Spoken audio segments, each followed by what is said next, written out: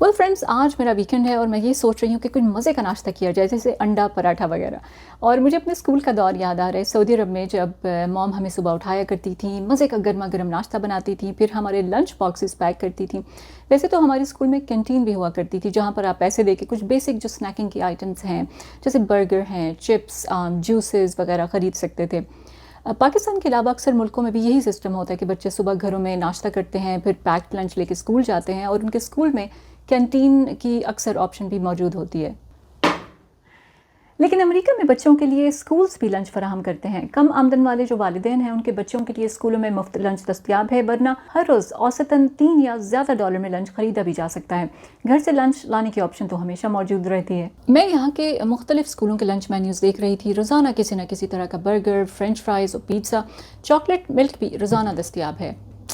ये तो किसी फास्ट फूड रेस्टोरेंट का मेन्यू लगता है। अमेरिकी स्कूलों में अभी तक चीनी के इस्तेमाल की मकदार के हवाले से कोई भी वफाकी मयार लागू नहीं है, लेकिन अब इसमें तब्दीली आने वाली है, क्योंकि बाइडेन इंतजामिया ने अमेरिकी स्कूलों में ग़िज़ाइयत के सख्त मयार नाफिज करने का ऐलान किया है। अमेरिकी महकमा ज़राअत यानी USDA ने इजाफी चीनी के इस्तेमाल को महदूद करने, नमक की काबिल इजाज़त मकदार में मज़ीद कमी करने और अनाज के इस्तेमाल में इजाफे की सिफारिशात पेश की हैं। आखिर इन इक़दामात की ज़रूरत क्यों पेश आई?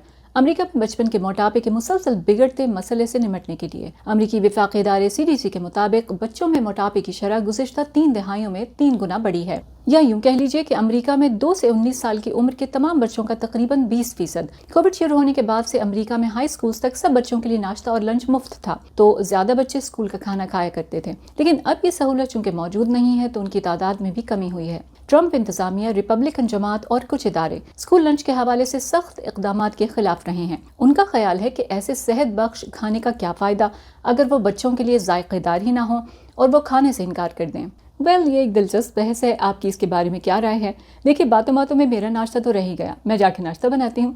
लेकिन जाने से पहले आप मुझे ये ज़रूर बताइए कि आप अपने बचपन में क्या स्कूल लंच किया करते थे? क्या आपके स्कूल में कैंटीन या मुफ्त लंच का कोई इंतज़ाम मौजूद था? और इस वक्त आपके यहाँ स्कूल लंच का क्या सिस्टम है?